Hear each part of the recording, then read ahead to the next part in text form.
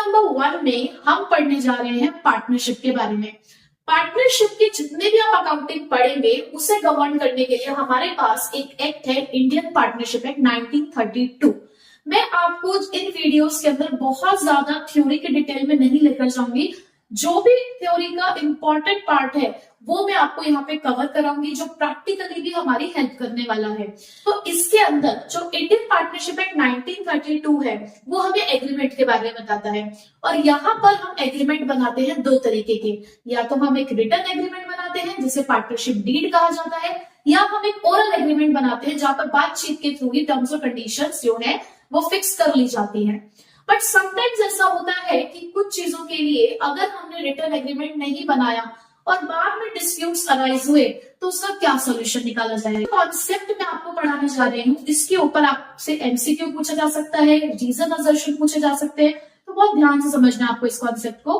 तो अगर partnership deed नहीं बनी हुई है, यानी कि रिटन एग्रीमेंट नहीं है, in the absence of partnership deed, और you can say when the partnership deed is silent, then the provisions of Indian Partnership Act 1932 will be applicable। तो उस केस में अपनी प्रॉब्लम का सोल्यूशन आप इन प्रोविजन से निकालेंगे। तो ऐसे कुछ हमारे पास यहाँ पर मुद्दे हैं जिसका सोल्यूशन आपको ये प्रोविजन देता है। जैसे कि पहली प्रॉब्लम अराइज होती है कि अगर डीड में हमने प्रॉफिट शेयरिंग रेशियो के बारे में नहीं डिसाइड किया था, तो प्रॉफिट शेयरिंग रेशियो क्या रहेगी? तो in that case profit sharing रहेगी आपकी equal. Interest on capital, salary, commission, अगर इसके बारे में कोई बात नहीं कही गई है डीड में, तो इन दैट केस कोई भी interest on capital, salary, commission allowed नहीं किया जाएगा। इंटरेस्ट ऑन ड्रॉइंग्स, अगर ड्रॉइंग्स के ऊपर इंटरेस्ट के बारे में भी किसी भी तरीके की कोई बात नहीं कही गई है, तो इन दैट केस आप किसी भी तरीके का इंटरेस्ट ऑन ड्रॉइंग्स चार्ज नहीं कर सकते। उसके बाद अगर किसी पार्टनर ने फर्म को लोन दे रखा है, बहुत ध्यान से समझिएगा इस बात को, it is a loan given by partner to the firm. अगर किसी पार्टनर ने फर्म को लोन दे रखा है और डीड में उसके बारे में कुछ नहीं लिखा कि इनमें से इंटरेस्ट अलाउड किया जाएगा पार्टनर को, तो in that case 6% per annum के हिसाब से इंटरेस्ट अलाउड किया जाएगा। एडमिशन ऑफ अ पार्टनर, अगर किसी नए पार्टनर को एडमिट कराना है तो म्यूचुअल कंसेंट, यानी कि जब तक सभी पार्टनर की सहमति नहीं हो जाती तब तक किसी भी पार्टनर को एडमिट नहीं कराया जाएगा। तो ये कुछ केसेस हैं जिसका सॉल्यूशन कौन देता है? The provision of Indian partnership act 1932। Profits equally बांटे जाएंगे, interest on capital, salary, commission allowed नहीं की जाएगी, इंटरेस्ट ऑन ड्रॉइंग्स नहीं चार्ज किया जाएगा, एडमिशन म्यूचुअल कंसेंट से होगा, और interest on partners loan 6% per annum के हिसाब से अलाउड किया जाएगा। ये बात आपको याद होनी चाहिए। उसके अलावा जो क्वेश्चन अराइज होता है एक और थ्योरी में, रीजन असर्शन वगैरह में, देखो मिनिमम नंबर ऑफ पार्टनर्स, किसी भी पार्टनरशिप को स्टार्ट करने के लिए भाई हमें किसी के साथ बिजनेस स्टार्ट करना है, किसी के साथ, तो वो साथ कम से कम एक और बंदा होना चाहिए ना साथ में, दैट मींस मैं और मेरे साथ कोई एक और। Minimum number of persons in a partnership कितने हुए? 2। पार्टनरशिप एक्ट 1932 में मैक्सिमम नंबर कितने होने चाहिए ऐसा कुछ नहीं लिखा, लेकिन कंपनीज एक्ट 2013 ने ये मैक्सिमम नंबर डिसाइड करने की जो रिस्पॉन्सिबिलिटी थी वो सेंट्रल गवर्नमेंट को सौंपी। तो सेंट्रल गवर्नमेंट ने ये कहा कि किसी भी पार्टनरशिप के अंदर 50 से ज्यादा मेंबर्स नहीं हो सकते, यानी कि जो मैक्सिमम नंबर ऑफ पार्टनर्स की लिमिट डिसाइड की गई है वो कितनी है आपके पास? 50। उसके बाद एक और क्वेश्चन अराइज होता है म्यूचुअल एजेंसी के बारे में। पार्टनर्स के बीच का जो रिलेशनशिप है वो म्यूचुअल एजेंसी पे बेस्ड है। म्यूचुअल एजेंसी का मतलब क्या है कि ये सभी पार्टनर्स एक दूसरे के एजेंट भी हैं और प्रिंसिपल भी हैं, यानी कि एक का एक्ट दूसरे को बाइंड करता है अपने एक्ट से। एक पर्सन सबके बिहाफ पे भी काम कर सकता है, या सभी लोग एक के बिहाफ पर भी, एक के लिए भी काम कर रहे हो सकते हैं। क्या बोला मैंने? कि एक पर्सन सबके लिए भी काम कर सकता है और सभी लोग किसी एक के लिए भी काम कर सकते हैं, यानी कि the business can be carried on by all or any one of them can acting for all, यानी कि सभी लोग मिलकर भी चल सकते हैं और मिलकर भी किसी बिजनेस को चला सकते हैं, या सब में से कोई एक भी उन सबके बिहाफ पर काम कर सकता है। तो ये बात भी आपको ध्यान रखनी है। उसके बाद नेक्स्ट कॉन्सेप्ट अराइज होता है चार्ज अगेंस्ट प्रॉफिट। बच्चों देखो दो चीजें आपको पढ़नी है, चार्ज अगेंस्ट प्रॉफिट और appropriation against profit. Charge against profit का मतलब होता है कि कोई खर्चा जो आपके प्रॉफिट को डिडक्ट करता है, आपके प्रॉफिट को कम करता है। और एप्रोप्रिएशन का मतलब है कि प्रॉफिट में से आप चीजों को बांट रहे हो, आपके पास प्रॉफिट है और उस प्रॉफिट में से आप अपने पार्टनर्स को चीजों को बांट रहे हो। अब देखो बांट कितना सकते हो आप, जितने आप, भाई सपोज करो एक बॉक्स है, एक बॉक्स में अगर आपके पास 20 चॉकलेट्स है, मैंने कहा इसको बांटना है, तो कितनी चॉकलेट्स बांट सकते हो आप? 20, मैक्सिमम 20 चॉकलेट्स आप बांट सकते हो। और अगर मैं कहूँ बॉक्स एम्प्टी है, बॉक्स में कुछ है ही नहीं, तो आप कुछ नहीं बांट सकते ना। तो बस यही किस्सा आपको यहाँ पर समझना है कि जो चार्ज अगेंस्ट प्रॉफिट है, चाहे प्रॉफिट हो चाहे लॉस हो, वो खर्चा आपको करना ही पड़ेगा। चार्ज अगेंस्ट प्रॉफिट का मतलब है कि भाई करना ही करना है, ये आपके प्रॉफिट को डिडक्ट करेगा ही करेगा। तो यहाँ पर दो चीजें हैं जो आपको चार्ज अगेंस्ट प्रॉफिट मानकर चलनी है, वो है इंटरेस्ट ऑन पार्टनर्स लोन और rent paid to a partner. भले ये पार्टनर से जुड़ी है चीजें, लेकिन इसको आप प्रॉफिट एंड लॉस अकाउंट के डेबिट साइड में शो करते हो। क्यों? क्योंकि ये चार्ज अगेंस्ट प्रॉफिट है, इसके लिए हम अपने पार्टनर्स के इन दो खर्चों को चार्ज अगेंस्ट प्रॉफिट मानते हैं। क्यों मानते हैं, क्या कॉन्सेप्ट है, ये मैंने पूरा डिटेल जब पहले मेरी वीडियोस बनी हुई है मैंने उसमें पूरा समझा रखा है, ठीक है। क्योंकि अब हम देखो रिवीजन कर रहे हैं, अब हम कर रहे हैं बिल्कुल शॉर्ट में अपने काम को खत्म। तो ऐसे में सिर्फ आप ये समझे कि ये दोनों चीजें क्या है, चार्ज अगेंस्ट प्रॉफिट है। तो ये दोनों चीजें क्या है मान ले, charge against profit. Appropriation against profit के बांटना है, तो बांटोगे कौन से अकाउंट में जाके, profit and loss appropriation account में जाके आप इसे बांटेंगे, जहां पर आप देंगे सैलरी, कमीशन, इंटरेस्ट और कैपिटल। देखो क्योंकि हम यहाँ पे पार्टनरशिप के बारे में पढ़ रहे हैं, तो पार्टनर्स की चीजों को ही पढ़ रहे हैं, ठीक है। तो यहाँ पर सैलरी, कमीशन, इंटरेस्ट और कैपिटल किसको दी जा रही है, पार्टनर्स को। तो कहां से दी जाएगी वो, प्रॉफिट एंड लॉस एप्रोप्रिएशन से। अब कितना बांटोगे भाई, यहां पर ये दोनों चीजें आपको देनी पड़ेंगी, whether there is a profit और लॉस। ये आपको देना ही पड़ेगा, चाहे आपको प्रॉफिट हो चाहे लॉस हो। लेकिन आप ये चीजें तभी दे पाओगे अगर आपके पास प्रॉफिट होगा तो, which means no appropriation will be allowed in case of loss. अगर आपके पास लॉस है, आपके profit and loss appropriation account में लॉस है, तो आप ये एप्रोप्रिएशन नहीं दे पाएंगे, आप कुछ भी नहीं दे पाएंगे। बट अगर ये इनसफिशियंट है, इनसफिशियंट मतलब सपोज करो खर्चा है 20,000 का, प्रॉफिट है 10,000 का, तो 10,000 तक आप दे दोगे। आप कुछ रेशोज में उसे बांट दोगे कि 10,000 तो आपने देने ही देने हैं, यानी कि जितने तक का प्रॉफिट है उतने तक के तो आपको ये खर्चे करने पड़ेंगे। That means it will be allowed only up to the profits, okay. अब दो बातें और साथ में, दो चीजें हैं, loan given to a partner by a firm and loan given to a firm by a partner. यानी कि अगर किसी पार्टनर को फर्म ने लोन दिया है, फर्म ने पार्टनर को लोन दिया है, तो कितने परसेंट से इंटरेस्ट चार्ज किया जाएगा? अगर डीड नहीं है तो किसी भी परसेंट से चार्ज नहीं किया जाएगा। अगर किसी फर्म ने पार्टनर को लोन दिया है तो उसके लिए कोई प्रोविजन नहीं है। अगर क्वेश्चन में खुद परसेंटेज बता दिया गया है कि इतने परसेंट से इंटरेस्ट चार्ज करना है तो ठीक, अगर नहीं लिखा है तो आप इंटरेस्ट चार्ज नहीं करेंगे। तो ये गलती नहीं करनी है। तो there is no provision for interest on loan in the absence of deed, no interest will be allowed in this case, ठीक है। कोई यहाँ पर इंटरेस्ट अलाउड नहीं किया जाएगा। सॉरी, इसको आप लिखेंगे चार्ज्ड, ठीक है, ये चार्ज नहीं किया जाएगा, इसे आप ठीक कर लीजिएगा। उसके बाद loan given to a firm by partner, partner ने फर्म को लोन दिया है, पार्टनर फर्म को लोन दे रहा है तो पार्टनर नहीं छोड़ रहा है। वो कह रहा है कि अगर परसेंटेज मेंशन है तो ठीक, डीड में हमने लिख दी थी परसेंटेज तो ठीक है, नहीं लिखी थी तो भाई 6% पर एनम से आप मुझे इंटरेस्ट अलाउड करोगे। और ऐसा देखो हमने यहाँ पर भी अभी पढ़ा है। तो इससे प्रोविजन पार्टनर ने अगर फर्म को लोन दिया है तो ही एप्लीकेबल है, अगर फर्म ने पार्टनर को लोन दिया है तो ये बात एप्लीकेबल नहीं है, ठीक है। तो ये हमने कुछ मेन पॉइंट्स कवर अप करे, इसको आप नोट डाउन कर लीजिए। बच्चे जब भी आप वीडियो देख रहे हो कॉपी पेन लेके बैठिए, आपको साथ साथ चीजों को नोट करते जाना है, ठीक है। और साथ साथ नहीं कर पा रहे हो नोट तो स्क्रीनशॉट लेके रखो, ठीक है। नेक्स्ट जो टॉपिक हमें इसके अंदर कवर करना है वो है इंटरेस्ट ऑन कैपिटल और इंटरेस्ट ऑन ड्रॉइंग्स के बारे में।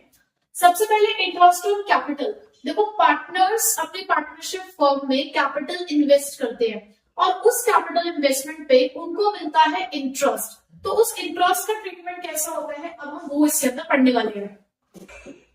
तो देखो इंटरेस्ट ऑन कैपिटल, आप किसी को भी इंटरेस्ट देते हो। देखो मैं अगर एक फर्म हूं और मुझे किसी को इंटरेस्ट देना है, दैट मीन्स मैं उसका पैसा इस्तेमाल कर रही हूँ और बदले में मुझे उसको इंटरेस्ट देना है, तो मैं इंटरेस्ट सिर्फ उतने ही टाइम पीरियड के लिए दूंगी या उतने ही अमाउंट के लिए दूंगी जितना पैसा मैं इस्तेमाल करूंगी। अब यहाँ पर ना हमारे पास क्या होता है कि समटाइम्स हमने बिगनिंग में कैपिटल इन्वेस्टमेंट कुछ करी और एंड में आते आते हमारी कैपिटल चेंज हो जाती है। तो ऐसे में क्वेश्चन अराइज होता है कि इंटरेस्ट कौन सी कैपिटल पे अलाउड की जाए। देखो अगर आपको क्वेश्चन के अंदर क्लोजिंग कैपिटल गिवन है, यानी कि साल के एंड की कैपिटल गिवन है, एट द एंड आपको कैपिटल दे रखी है, तो आप उस पर इंटरेस्ट अलाउड नहीं करेंगे। आपने किस कैपिटल से शुरुआत करी, कितना पैसा इस्तेमाल करना शुरू किया था, आपको वहां से चलना है। तो इसीलिए अगर कभी भी क्वेश्चन में क्लोजिंग कैपिटल दे रखी हो और आपको इंटरेस्ट कैलकुलेट करना हो, तो आपको ओपनिंग कैपिटल कैलकुलेट करनी पड़ेगी। वो किस तरीके से कैलकुलेट की जाती है वो मैं आपको क्वेश्चंस के थ्रू ही बताऊंगी। उसके बाद इन केस ऑफ लॉस, अब क्योंकि यहाँ पर हम लोग पढ़ रहे हैं पार्टनरशिप के बारे में, और पार्टनरशिप में हम पार्टनर्स के लिए एक अकाउंट बनाते हैं, profit and loss appropriation account. और एप्रोप्रिएशन के अंदर सिर्फ आप तभी अपने खर्चों को पूरा कर सकते हो अगर आपके पास प्रॉफिट होगा। तो अगर आपके पास लॉस है तो आप इंटरेस्ट ऑन कैपिटल नहीं दे पाओगे, तो अलाउड नहीं करेंगे। या कभी अगर ऐसी सिचुएशन अराइज हो गई कि प्रॉफिट इंटरेस्ट ऑन कैपिटल से कम है या उसके बराबर है, यानी कि 20,000 का इंटरेस्ट है, 20,000 का ही प्रॉफिट है, तो पूरा 20,000 दे देंगे। या 10,000 का प्रॉफिट है, 20 का इंटरेस्ट है, तो 10,000 तक का ही इंटरेस्ट अलाउड किया जाएगा। यानी कि अगर एप्रोप्रिएशन का केस है तो सिर्फ प्रॉफिट तक की हमारी लिमिट है कि उतना ही हम दे सकते हैं। बट अगर इसे ही इंटरेस्ट ऑन कैपिटल को क्वेश्चन कह दे, क्वेश्चन क्लियरली कह दे कि ये चार्ज है, चार्ज मतलब वही चार्ज अगेंस्ट प्रॉफिट है, तो चाहे वही प्रॉफिट हो या लॉस हम पूरा अलाउड करेंगे, क्योंकि इसे हम लिखेंगे फिर प्रॉफिट एंड लॉस अकाउंट में। अदरवाइज पार्टनर से रिलेटेड सारी चीजें हम एप्रोप्रिएशन में लिखते हैं, बट अगर क्वेश्चन खुद ही कह दे कि आपको इसे चार्ज मान के चलना है, तो चाहे आपको प्रॉफिट हो चाहे आपको लॉस हो, आप उसे पूरा अलाउड करेंगे, क्योंकि हम उसे लिखने जा रहे हैं प्रॉफिट एंड लॉस अकाउंट में। ये बात हुई इंटरेस्ट ऑन कैपिटल के बारे में। अब आते हैं इंटरेस्ट ऑन ड्रॉइंग्स। देखो इंटरेस्ट ऑन ड्रॉइंग्स का मतलब क्या है, अब पार्टनर ने हमसे पैसा लिया। देखो पार्टनर, देखो ये जो ड्रॉइंग्स होती है ये भी दो तरीके की होती है, drawings against profit and drawings against capital. Drawings against capital का मतलब है कि आपने जो पैसा बिजनेस में लगाया था, आपने 1 लाख लगाया था, आप उसमें से 20,000 रुपए निकाल रहे हो, यानी कि आपने कैपिटल को ही कम कर दिया है, आपने 20,000 से अपनी कैपिटल रिड्यूस कर दिया, तो उसका आपको कोई इंटरेस्ट चार्ज नहीं करना होता, क्योंकि वो तो उसने जो पैसा लगाया था उसने अपनी कैपिटल इन्वेस्टमेंट ही कम कर दी। उसने पहले 1 लाख रुपए लगाए थे, आप 1 लाख पे इंटरेस्ट भरते थे उसे, उसने कहा 1 लाख में मुझे 80,000 रखने हैं बस, तो 20,000 अपने घर लेकर चला गया हमेशा के लिए, तो वो होगी ड्रॉइंग्स अगेंस्ट कैपिटल, उसका हमें कुछ नहीं करना, कोई इंटरेस्ट नहीं लगाना हमें उस पर।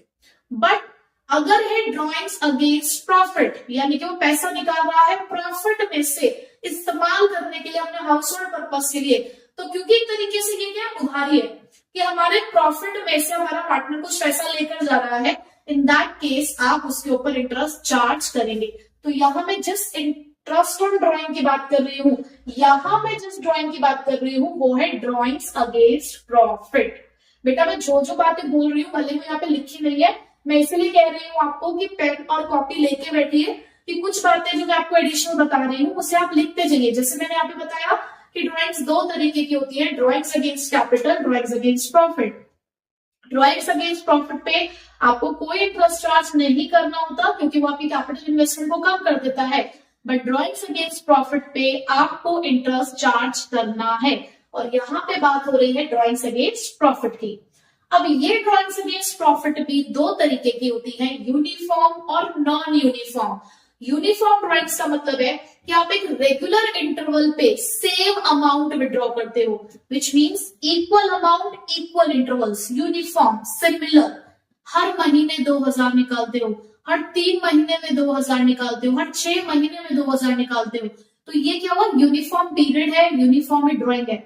बट मैंने कहा अप्रैल में 1,000 रुपए लिए, जून में 3,000 रुपए लिए, सितंबर में 5,000 रुपए लिए, ना तो अमाउंट सेम है ना टाइम पीरियड सेम है, उसे बोलते हैं नॉन यूनिफॉर्म ड्रॉइंग्स। तो यहाँ पे जो मैंने एक्सप्लेन किया है वो यूनिफॉर्म ड्रॉइंग्स पे एक्सप्लेन किया है, नॉन यूनिफॉर्म हम डायरेक्ट क्वेश्चन से कर लेंगे क्योंकि वो बहुत इजी होता है, ठीक है।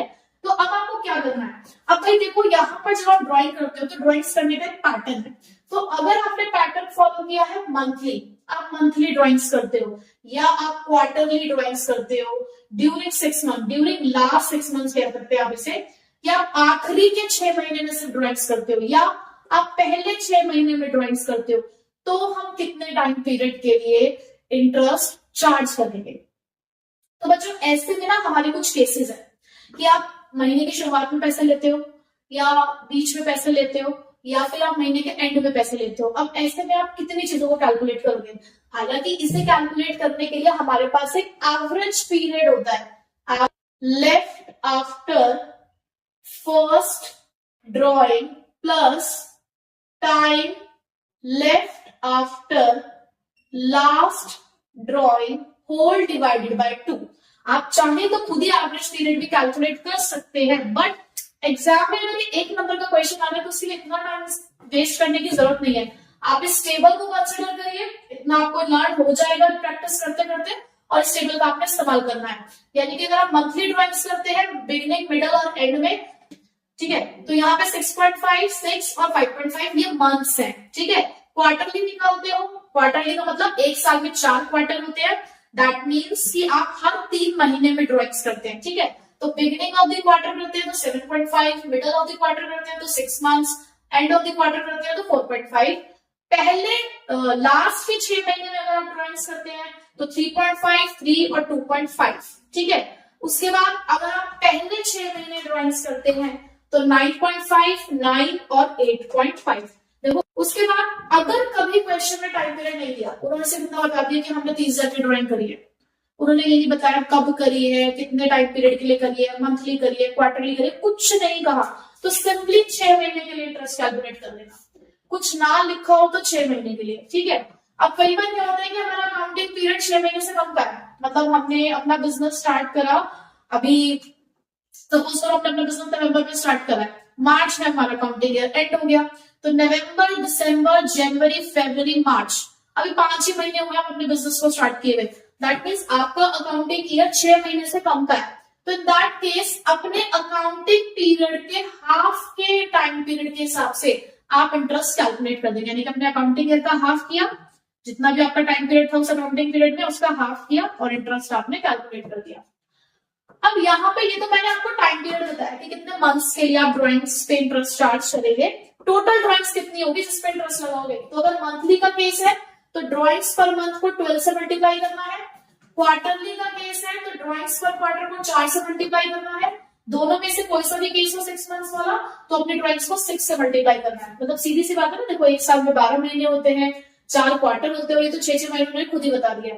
तो टोटल ड्राइंग्स निकालने के बाद इंटरेस्ट कैलकुलेट होता है, ठीक है। तो ये हमने यहां तक का कॉन्सेप्ट पढ़ लिया है। तो बच्चों मैंने आपको कॉन्सेप्चुअल क्लैरिटी दे दी है इस चैप्टर की, जो मेन चीजें थी जो आपको कॉन्सेप्ट वाइज पता होनी चाहिए वो मैंने आपको बता दी है। आई नो कुछ चीजें अभी भी रह गई हैं, जैसे कि पार्टनर्स कैपिटल अकाउंट के method like fixed capital method और फ्लक्चुएटिंग कैपिटल मेथड, वो मैं आपको क्वेश्चन के साथ साथ ही क्लियर करा दूंगी, अदरवाइज वीडियो बहुत लंबी हो जाएगी और हमें जल्दी जल्दी कॉन्सेप्ट क्लियर करने हैं। तो अब मैं आपको स्टार्ट करा रही हूँ क्वेश्चंस, ठीक है। मैं आपको कवर कराऊंगी एनसीईआरटी। टीएस गरेवाल आप सॉल्व कर चुके हैं, नहीं भी किया है कोई बात नहीं, हम अब यहाँ पे क्वेश्चन सॉल्व करेंगे एनसीईआरटी के।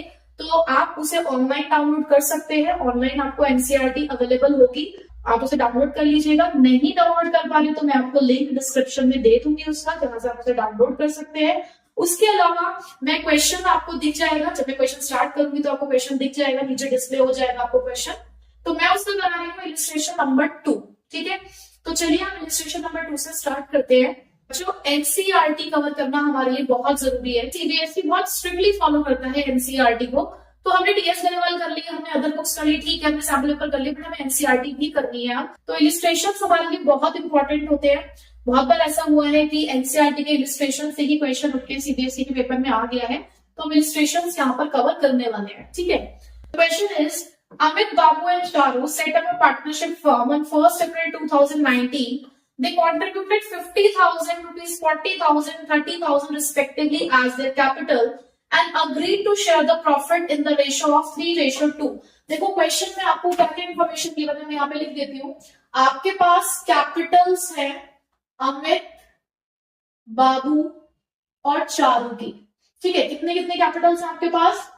50,000, 40,000 और 30,000। इनकी प्रॉफिट शेयरिंग रेशियो आपको गिवन है 3:2:1। Amit is to paid a salary of 1,000 per month.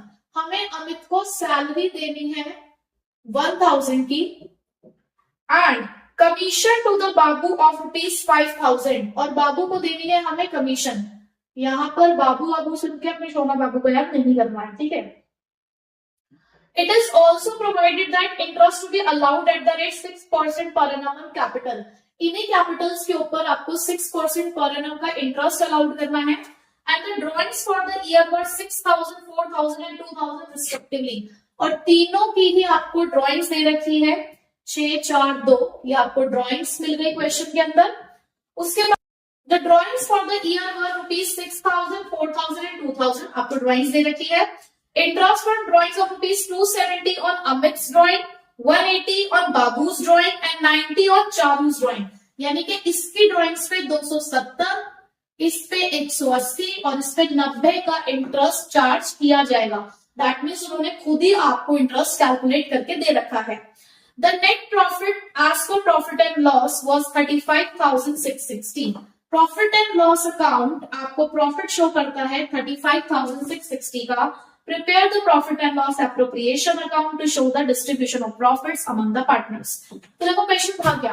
Question बहुत सिंपल था कि आपको क्या करना है, profit and loss appropriation account बनाना है।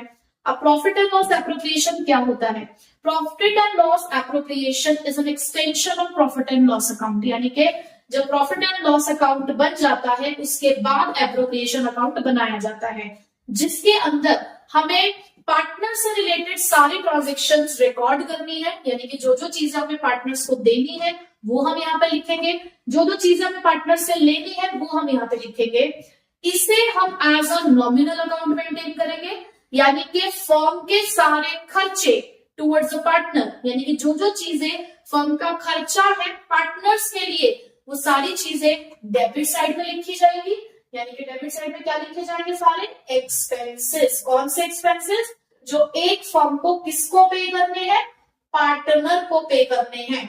और क्रेडिट साइड में लिखी जाएगी सारी इनकम, सारे गेन, सारे प्रॉफिट्स, यानी कि वो सारी चीजें जो हमने पार्टनर से लेनी है। नॉमिनल अकाउंट क्या कहता है? Debit all expenses and losses, credit all income and gains. ठीक है, तो बिल्कुल उसी कॉन्सेप्ट पे बेस्ड हम एप्रोप्रिएशन बनाएंगे।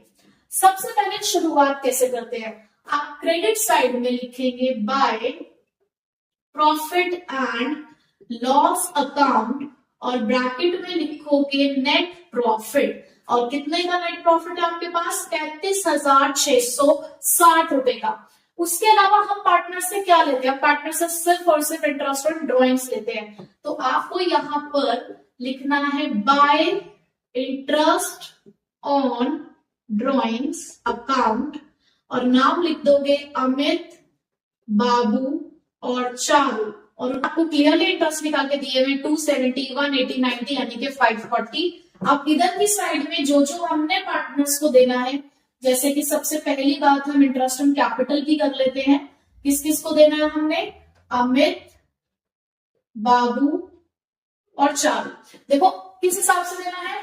50,000 ओपनिंग कैपिटल है, 1 अप्रैल की दे रखी थी, तो 50,000 का 6%। सिंपल, 50,000 का 6%। एक निकाल के दिखा रही हूं, बाकी आप खुद निकालेंगे। 50,000 इंटू 6/100 यानी कि 3,000।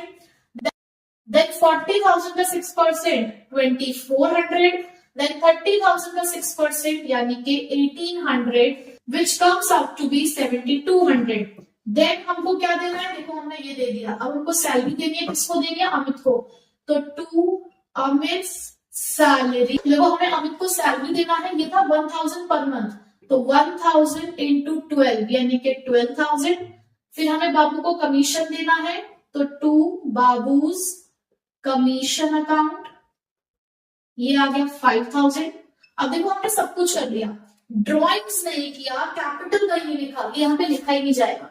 नॉमिनल अकाउंट है। ये सब चीजें कहाँ आएंगी यहाँ पे, ये आपकी आएगी कैपिटल अकाउंट्स के अंदर, ठीक है, तो हम यहाँ नहीं लिखेंगे। अब जस्ट हमें क्या करना है, आपको ये साइड बड़ी दिख रही है, ठीक है, तो आपने इन दोनों का टोटल करना है। इन दोनों के टोटल में से ये सारे टोटल आपने माइनस करने हैं। कैसे, टोटल आ रहा है आपका 36,200, इधर भी 36,200 लिखना है, और इसमें से करना है माइनस। ऑब्वियस सी बात है कि इधर डिफरेंस आ गया, क्रेडिट साइड बड़ी आ रही है डेबिट साइड से, दैट मींस आपको प्रॉफिट हुआ है, तो आप लिखेंगे to profit transfer to capital accounts. किस किसके में, अमित, बाबू और चालू। अब 36,200 में से 24,200 आ रहा है इस साइड का टोटल, तो उसमें से जब आप ये माइनस करेंगे तो आपका रिमेनिंग बैलेंस बचा 12,000। ठीक, अब इस 12,000 को कैसे बांटा जाएगा, देखो प्रॉफिट शेयरिंग रेशो, प्रॉफिट बांट रहे हो ना, तो ये भी आपकी प्रॉफिट शेयरिंग रेशो। कैसे लिखते हैं, जैसे पहले वाले के आगे लिखा है 3, तो 3/6 यानी कि रेशो का टोटल 3 + 2 + 1, तो 12,000 इंटू 3/6 लिखा आपने, और ऐसे ही 12,000 इंटू 2/6, फिर ये 12,000 इंटू 1/6, तो ये आएगा आपका 6,000, 4,000 और 2,000, हो गया पूरा 12,000, बस बन गया आपका एप्रोप्रिएशन अकाउंट। अब हम करते हैं illustration number 3। Yadu, Madhu and Vidhu are partners sharing profit and loss in the ratio of 2:2:1। तीन पार्टनर्स है, यादू, मधु एंड विधु, रेशो दे रखी है 2:2:1। They are fixed capital. इस फिक्स्ड कैपिटल को हमें अंडरलाइन करना है। देखो जब भी क्वेश्चन के अंदर आपको फिक्स्ड कैपिटल दिखे तो ध्यान रखना आपको सारी चीजें करंट अकाउंट से करनी है, यानी कि जहां आप कैपिटल अकाउंट लिखते हो उसकी जगह पे आपको लिखना है करंट अकाउंट। क्या लिखना है, करंट अकाउंट लिख दो, fix capital is equals to current account, ठीक है। आगे देखिए, यादू की जो फिक्स कैपिटल है वो है 5 लाख, मधु की है 4 लाख, विधु की है 3.5 lakh. As per the deed partners are entitled to the interest on capital at the rate 5% per annum and Yadu has to paid a salary of 2,000 per month. देखो एक तो आपको कैपिटल के ऊपर 5% का इंटरेस्ट लगाना है, और यादू को सैलरी देनी है 2,000 पर मंथ के हिसाब से, while Vidu would be receiving a commission of 18,000, जबकि विदु को हम कमीशन देने वाले हैं।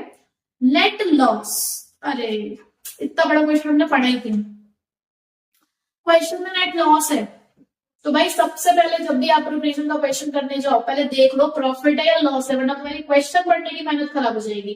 क्यों, क्योंकि अभी तो हम पढ़ के आए हैं, लॉस के केस में हमें कुछ देखना ही नहीं है। एप्रोप्रिएशन तो ये समझो कि एक ऐसा डब्बा है जिसमें कुछ होगा तो तुम बांट सकते हो, अगर वो डब्बा खाली है उसमें छेद है तो तुम कुछ नहीं कर सकते, उसके अंदर कुछ नहीं डाल सकते, डालोगे तो भी वो निकल जाएगा। तो क्या कहने का मतलब है कि लॉस के केस में कोई इंटरेस्ट ऑन कैपिटल अलाउड नहीं करना, कोई सैलरी अलाउड नहीं करना, कोई कमीशन अलाउड नहीं करना, तो फिर करना क्या है, सिर्फ लॉस बांट के दिखाना है, ठीक है। तो देखो जरा लॉस है कितने का हमारे पास, लॉस है हमारे पास 75,000 का, तो सिंपल अब आपने क्या करना है, देखो प्रॉफिट था तो इधर से शुरुआत कर रहे थे, अब लॉस है तो आप लिखोगे यहां पर to profit and loss account 75,000 और यहां लिख दोगे नेट लॉस।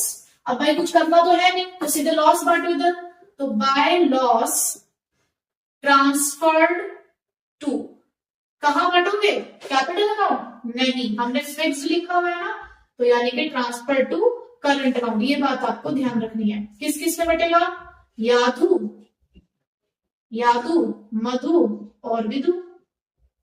अच्छा रेशो आपको पता है कि क्या है, आपको बांटना है 75,000। कैसे बांटेंगे, 75,000 इंटू 2/5, 75,000 इंटू 2/5 और 75,000 इंटू 1/5, तो ये बटेगा 30,000, 30,000 एंड 15,000। लो जी आपका काम हो गया यहाँ पर खत्म, यानी कि अगर लॉस का केस है तो उससे इजी क्वेश्चन कुछ नहीं है, हो गया काम, बन गया हमारा प्रिपरेशन अकाउंट। तो क्या सीखा हमने यहाँ पे कि लॉस के केस में कुछ भी अलाउड नहीं करना है, बट भैया अगर इंटरेस्ट ऑन ड्रॉइंग होता तो वो आप लिखते, देखो पैसा आना हम लिखते हैं, जाना नहीं लिखते लॉस के केस में। तो अगर इंटरेस्ट ऑन ड्रॉइंग होता तो इंटरेस्ट ऑन ड्रॉइंग पहले यहाँ पे लिखा जाता, फिर दोनों का डिफरेंस निकालते। Suppose for interest on drawing आ रहा था यहाँ पे 5,000, तो फिर लॉस 70,000 का बांटा जाता, ठीक है। देखो अब हम करते हैं इलिस्ट्रेशन नंबर 5। इलिस्ट्रेशन नंबर 5 क्या है, सलशो में हमारे पास दो पार्टनर्स हैं, Saloni and Srishti. So Saloni and Srishti are partners in a firm. Their capital as of 1st April 2019. अब क्या हुआ कि 1st April 2019 को सलोनी की कैपिटल है 2 लाख की, जबकि यही कैपिटल जो सृष्टि की है वो है एंड 3 लाख रुपीस ऑफ सृष्टि. सृष्टि की कैपिटल 3 लाख की है.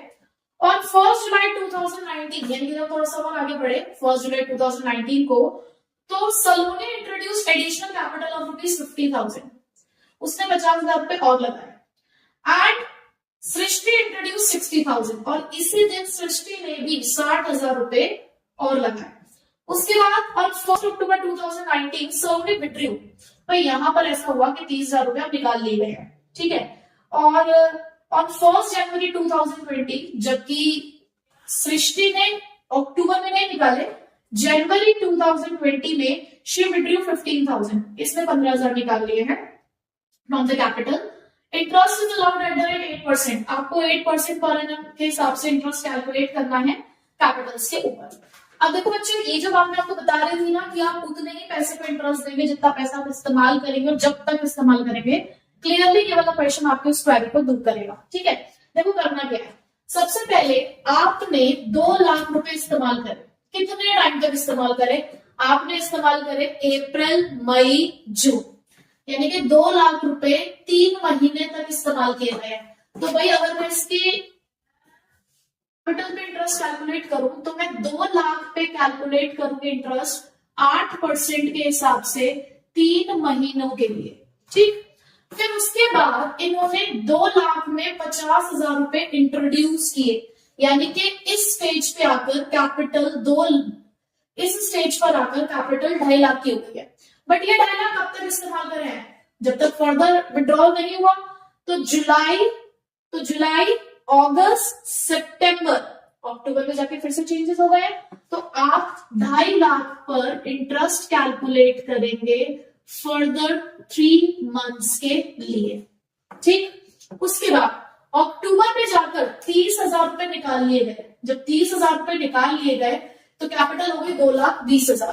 तो 2,20,000 आपने कब तक इस्तेमाल किया? भाई आगे आने वाले टाइम तक, यानी कि मार्च तक, मार्च 2020 तक, यानी कि further 6 months.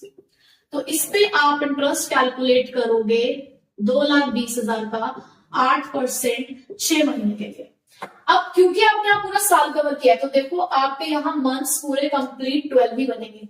But amount differ हुआ. कैसे डिफर हुआ कि भाई पहले 2 लाख इस्तेमाल किए, फिर 2.5 लाख हो गए, फिर 2.5 लाख से 2,20,000 हो गए.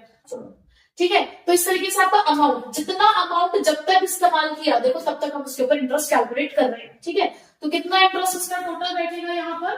इंटरेस्ट हमारा बैठा है 4,000, 5,000 और 8,800, यानी कि total interest on Saloni's capital कितना है? 17,800.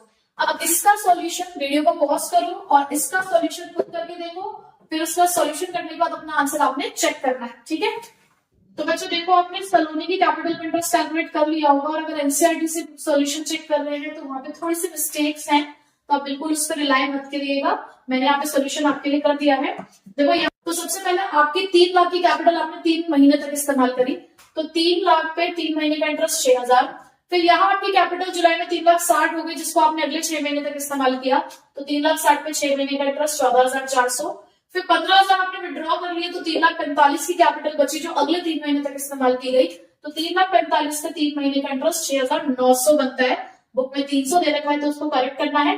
तो total interest on Saloni's capital बना 27,300. तो इस तरीके से आपको इंटरेस्ट ऑन कैपिटल कैलकुलेट करना है. देखो इलस्ट्रेशन नंबर 6 है हमारे पास. Josh and Krish are partners sharing profit and losses in the ratio of 3:1. Their capitals at the end of the financial year were 1,50,000 and 75,000. देखो ये बात हमें देखने वाली है कि ये जो कैपिटल यहाँ पे दे रखी है ये एट द एंड की दे रखी है. ये आपके लिए क्लोजिंग कैपिटल है 1.5 लाख की और 75,000 की. During the year 2015-16 Josh drawing were 20,000 and Krish drawings were 5,000.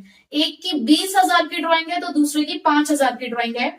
Which had been duly debited to partners capital account, यानी कि जिसको आपने partners capital account में एडजस्ट कर लिया है. Profit before charging interest on capital was 16,000. और इंटरेस्ट ऑन कैपिटल चार्ज करने से पहले जो आपका प्रॉफिट है वो 16,000 का है, and the same has also been debited in their profit sharing ratio. और आपने इंटरेस्ट ऑन कैपिटल को देने से पहले प्रॉफिट भी आपने डिस्ट्रीब्यूट कर दिया है।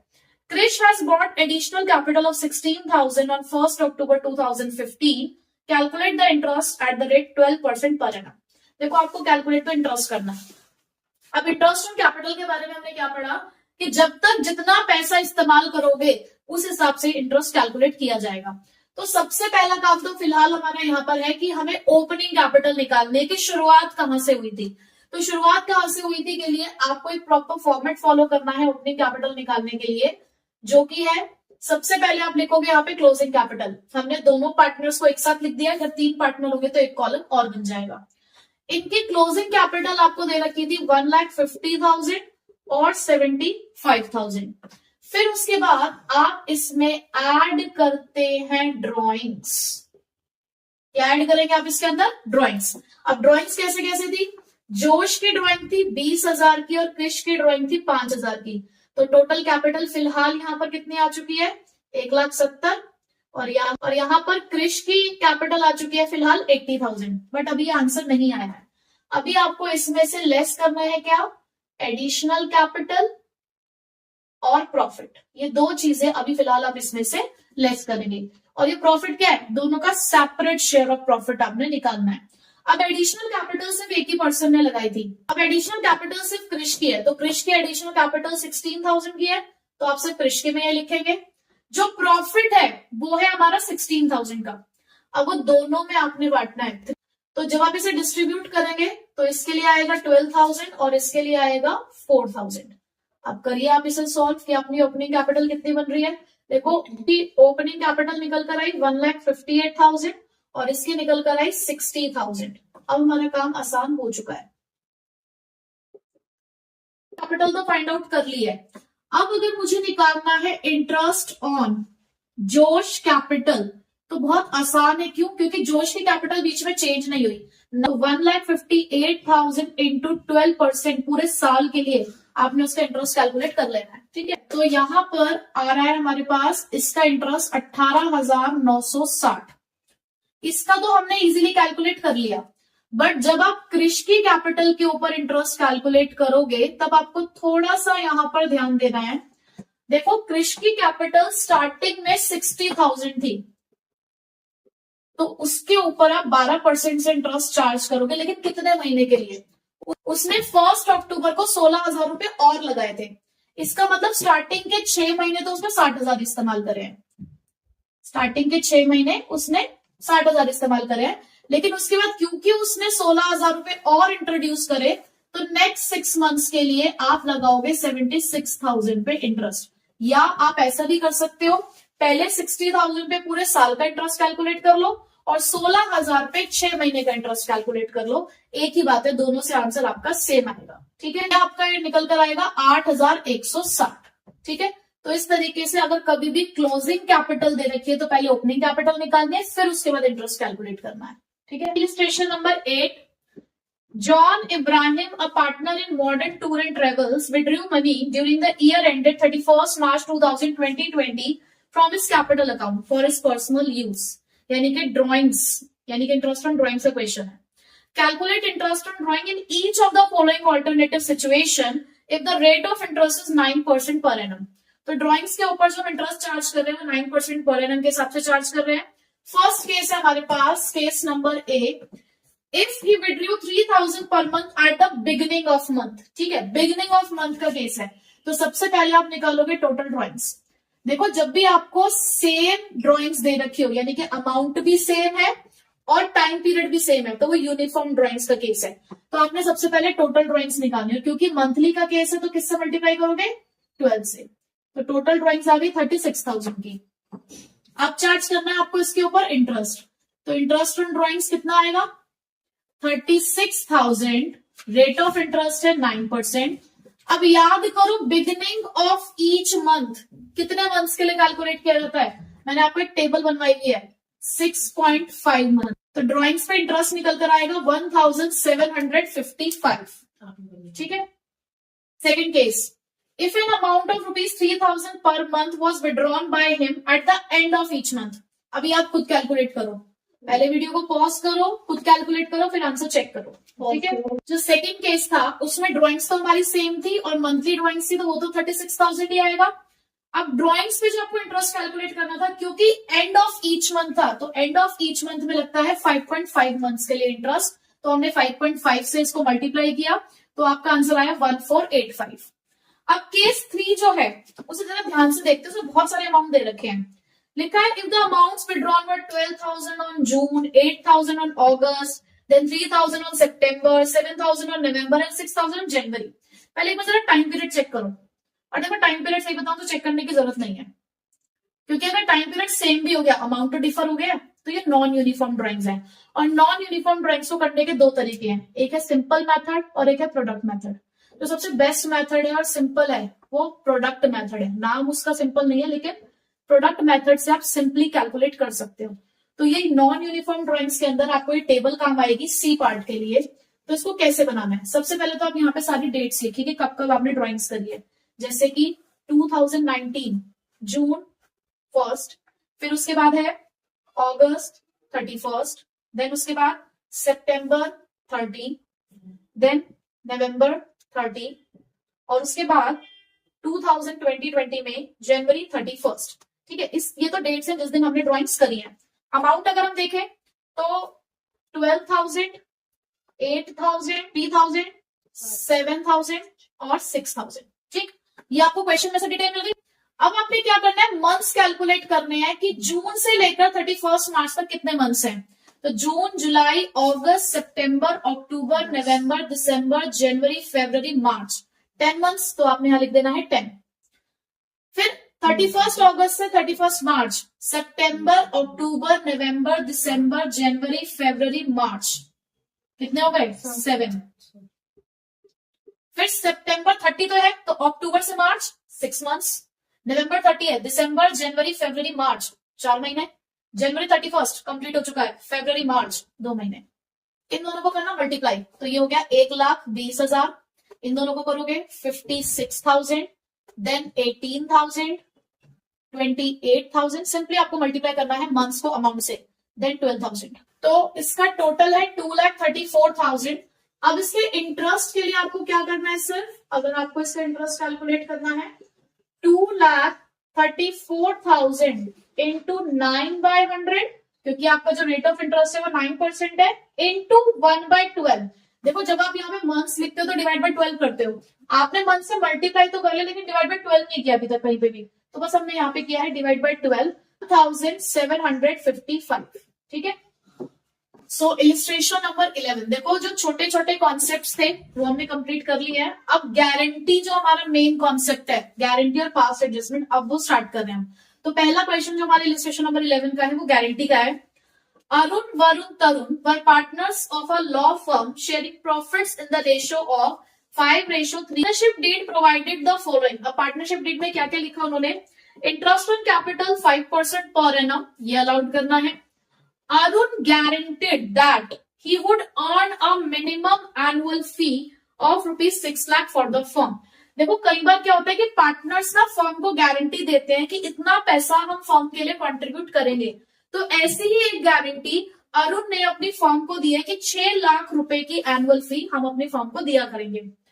तरुण वॉज गारंटेड, और किसी एक पार्टनर को भी बाकी पार्टनर्स ने मिलकर गारंटी दी है।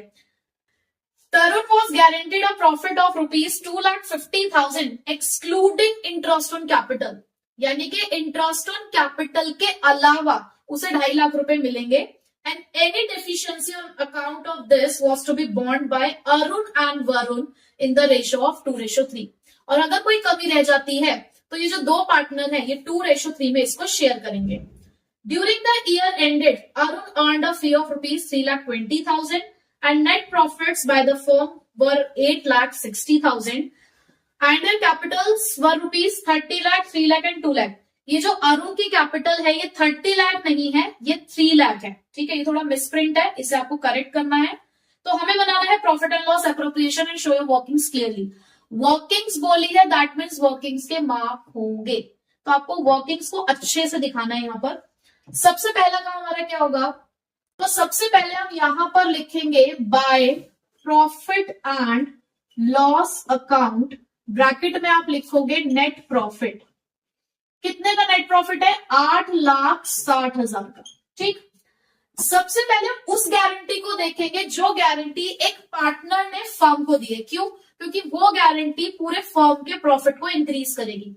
अरुण ने कहा था कि हम 6 लाख रुपए देंगे, अरुण कहता है कि मैं 6 लाख रुपए दूंगा, लेकिन एक्चुअल में उसने एनुअल फी कितनी अर्न करी है क्वेश्चन में, 3,20,000। तो भाई कितने से कमी रहेगी, कितना पैसा प्रॉफिट में इंक्लूड नहीं हुआ होगा, 6 लाख में से माइनस करेंगे हम 3,20,000, वो दो, तो भाई 6 लाख में से 3,20,000 जब हमने माइनस किया तो 2,80,000 की कमी रह गई। तो वो कमी हम उसकी कैपिटल अकाउंट से पूरा करेंगे। तो यहां आप लिखोगे by Arun's capital account 6 lakh minus 3,20,000, तो ये 2,80,000 यहां पर आ गया। अब आप देखो टोटल कितना प्रॉफिट हो चुका है हमारा, अभी प्रॉफिट इंक्रीज हो गया ना, ये प्रॉफिट हो चुका है हमारा 11,40,000 का। ठीक है, अब आपने इसमें से कौन कौन से खर्चे माइनस करने हैं। सबसे पहले इंटरेस्ट ऑन कैपिटल, जो कि मिलेगा अरुण, वरुण और तरुण। भाई 3 लाख, 3 लाख, 2 लाख इस तरीके की कैपिटल थी, और कैपिटल पे इंटरेस्ट का रेट कितना है हमारे पास, 5%। तो 3 लाख का 5% 15,000, अगेन 3 लाख का 5% 15,000, 2 लाख का 5% 10,000, तो टोटल इंटरेस्ट आ गया 40,000। इसके अलावा कुछ और नहीं देना है क्वेश्चन में, सीधे गारंटी है प्रॉफिट की। तो यहां आप लिखोगे to profit transfer to capital accounts, किसके में, अरुण, वरुण और तरुण। ठीक है, अब आप देखो आपके पास कितना प्रॉफिट है बांटने के लिए, 11,40,000 में से जब आप 40,000 माइनस करोगे तो कितना बचा, 11 लाख। ठीक है, तो यहां आप सबसे पहले जिसको आपने गारंटी दी है आप उसी का शेयर ऑफ प्रॉफिट निकालोगे। तो वर्किंग्स में दिखाओगे Tarun's share of profit 11 lakh into, इनकी प्रॉफिट शेयरिंग रेशियो थी 5:3:2, तरुण की रेशियो कितनी है 2/10, तो दैट मीन्स इसका शेयर ऑफ प्रॉफिट निकल कर आ रहा है 2,20,000, जबकि गारंटी आपने कितने की दी थी, 2.5 लाख की।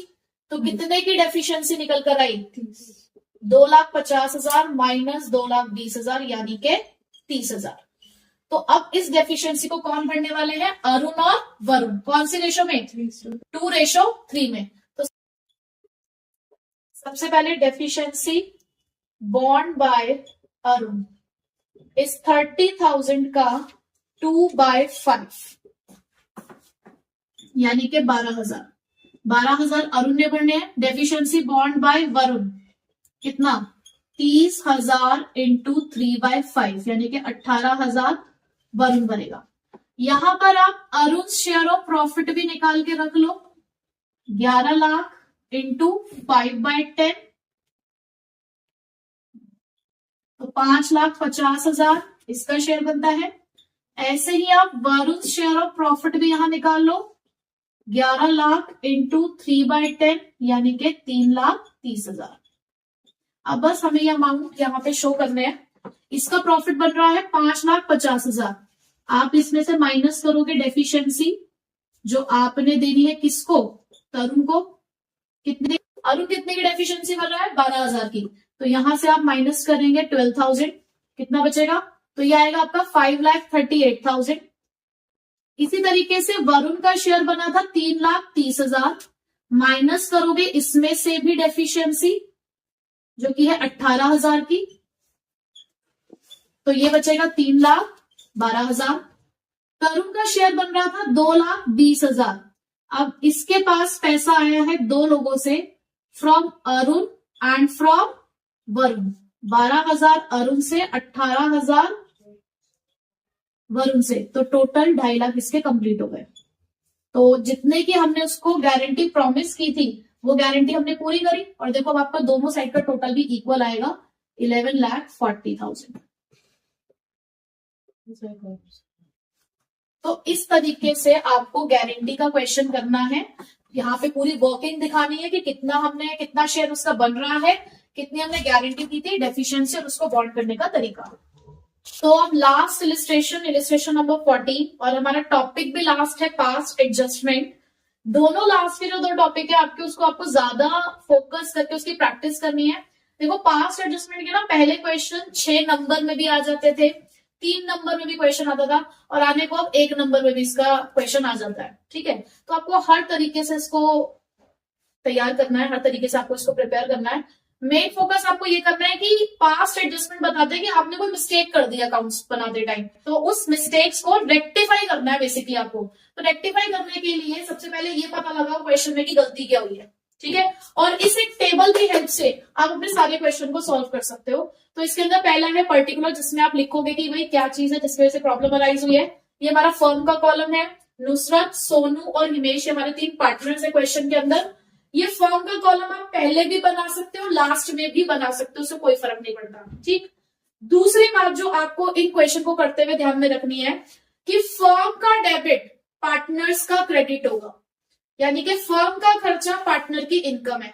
लाइकवाइज फर्म का क्रेडिट पार्टनर्स का डेबिट होगा, यानी कि फर्म की इनकम पार्टनर का एक्सपेंस है। बस इस कॉन्सेप्ट को माइंड में रखोगे तो ये आप क्वेश्चन बहुत आसानी से सॉल्व कर लोगे। तो देखो जरा क्वेश्चन क्या है। Nusrat, Sonu and Himesh are partners sharing profit and losses in the ratio of 5:3:2. The partnership deed provides for charging interest on drawing at 10% per annum. हमें इंटरेस्ट ऑन ड्राइंग चार्ज करना है 10% पर annum के हिसाब से। The drawings of Nusrat, Sonu and Himesh during the year ended 31st March 2015 amounted to ₹20,000, 15,000 and 10,000. देखो आपको drawings दे रखी है, उस पर इंटरेस्ट बता देगी कितना चार्ज करना है। After the final accounts have been prepared, it was discovered that interest on drawings had not been taken into the consideration. पता चली गलती। उन्होंने बोला जब फाइनल अकाउंट्स बना रहे थे तब हमें ये पता चला कि हमने ड्राइंग्स के ऊपर इंटरेस्ट लगाया ही नहीं है, चार्ज ही नहीं किया। तो हमारी गलती क्या है कि हमने इंटरेस्ट ऑन ड्राइंग चार्ज नहीं किया, तो वो कर देते हैं सिंपली चार्ज। अब ड्राइंग्स पे इंटरेस्ट कैलकुलेट करने के लिए केस देखना है। उन्होंने बताया आपको कि बिगिनिंग ऑफ एवरी मंथ है, क्वार्टरली है या 6 मंथ है, कुछ नहीं बोला। तो जब कुछ नहीं बोले तो कितने मंथ्स के लिए इंटरेस्ट चार्ज करते हैं? 6 महीने के लिए। ठीक है, तो 6 महीने के लिए आप इंटरेस्ट चार्ज करेंगे। और आपको ना क्वेश्चन में सिर्फ एडजस्टमेंट एंट्री पूछी है। ठीक है, तो अब आपने देखो क्वेश्चन में आपको सिर्फ एडजस्टमेंट एंट्री पूछी है। अब एडजस्टमेंट एंट्री जो होती है वो आपने एक ही करनी है। उसके लिए पहले आप स्पेस छोड़ोगे, वर्किंग नोट में आपकी टेबल बनाओगे। अब मेरे पास क्योंकि स्पेस कम इसलिए मैंने टेबल बना दी है पूरी, मैं एंट्री यहां पर करूंगी। बट आपने इस बात का ध्यान रखना है कि जनरल एंट्री के लिए जर्नल का फॉर्मेट बनाना है, एक जनरल एंट्री करनी है, उसके नीचे वर्किंग नोट शो करना है। ठीक है, तो सबसे पहले इंटरेस्ट ऑन ड्राइंग्स हमने चार्ज नहीं करी थी, तो वो चार्ज करते हैं। अब आप मुझे पहले ये बताओ कि इंटरेस्ट ऑन ड्राइंग फर्म के लिए एक्सपेंस है या इनकम? फर्म के लिए इनकम है, तो पार्टनर्स के लिए क्या होगा? एक्सपेंसेस। तो इंटरेस्ट ऑन ड्राइंग फर्म के लिए क्या है? इनकम। तो फर्म के जाएगा क्रेडिट में, तो पार्टनर्स के जाएगा डेबिट में। तो डेबिट साइड में आपने कैलकुलेट करके रखना है। बताइए नुसरत की ड्राइंग्स कितनी है? 20,000। तो 20,000 का 10% कितना हुआ? 2,000। 6 महीने के लिए 1,000। तो आप नुसरत के डेबिट में लिखोगे 1,000। ठीक, सोनू की ड्राइंग्स कितनी है? 15,000। सोनू की ड्राइंग्स है 15,000। 15,000 का 10% 1,500। 6 महीने के लिए 750। उसके बाद हिमेश की ड्राइंग्स कितनी है? 10,000। 10,000 का 10% 1,000। 6 महीने के लिए 500। ठीक है, तो टोटल हो गया आपका ये इंटरेस्ट, ये हो गया टोटल इंटरेस्ट आया फर्म के पास 2,250। अब देखो और कोई गलती तो नहीं हुई है क्वेश्चन के अंदर। आपने क्या करना है, अब देखो फर्म के टोटल को ना इक्वल करना होता है। देखो कोई और गलती नहीं है हमारी, हमने गलती रेक्टिफाई कर दी है, बस एक एंट्री पास करनी है। तो उसके लिए आपको फर्म के टोटल को बराबर करना है। फर्म के डेबिट साइड में भी आप लिख दो 2250, तभी तो इक्वालिटी आएगी। क्योंकि एक तरीके से आप यहाँ पे एप्रोप्रिएशन अकाउंट वाली अकाउंटिंग कर रहे हो। ठीक है, तो वहां पे भी आपको पता है कि दोनों साइड इक्वल होती है। अब ये जो 2250 आया, इसको आपने क्या लिखना है? Amount to be adjusted. कोई सोचने की जरूरत नहीं है कि ये प्रॉफिट था या लॉस था या क्या था, सीधे लिख दो अमाउंट टू बी एडजस्टेड। कौन सी रेशो में? जो इनकी प्रॉफिट शेयरिंग दे रखी है, और वो रेशो है 5:3:2। अब इसको हमने बांटना है। अब क्योंकि ये फर्म के डेबिट में था तो पार्टनर्स के क्रेडिट में गया। देखो हमने इसको 5:3:2 में बांटा, तो ये आया 1125, ये आया 675 और ये आया आपका 450। अब आपको क्या करना है? पार्टनर्स के सारे अकाउंट का टोटल करना है, सबके डेबिट और क्रेडिट का टोटल करो। जैसे लिखा है एज इट इज आपने टोटल कर लेना है। ठीक है, अब आप लास्ट में निकालेंगे नेट इफेक्ट। अब नेट इफेक्ट आप कैसे निकालेंगे? देखो फर्म का तो डेबिट क्रेडिट इक्वल है, लेकिन नुसरत के डेबिट क्रेडिट में डिफरेंस आ रहा है 125 का। आप बड़े वाले के नीचे लिखोगे, ठीक है, जो आपका बिगेस्ट टोटल है उसके नीचे लिखोगे जो भी डिफरेंस है। बुक में ऐसा है कि यहां पर लिखा होगा 125 और ब्रैकेट में लिखा होगा क्रेडिट, ठीक है, तो आपकी इच्छा है जैसे मर्जी करो, बट मैं आपको सीधा सरल तरीका बता रही हूं कि आपका जो भी बड़े वाला टोटल है उसके नीचे लिख दो जो भी आपका डिफरेंस आ गया। उसके बाद इन दोनों के बीच में कितना डिफरेंस है, तो यहां पर आ रहा है डिफरेंस 75 और इन दोनों के बीच में डिफरेंस आ रहा है आपका 50, ठीक है। तो अब आपने एंट्री बनानी है कि जहां जहां आपने डिफरेंस लिखा है वही सेम एंट्री बनेगी। तो आपकी एंट्री बनने को पहले डेबिट वाले देखते हैं।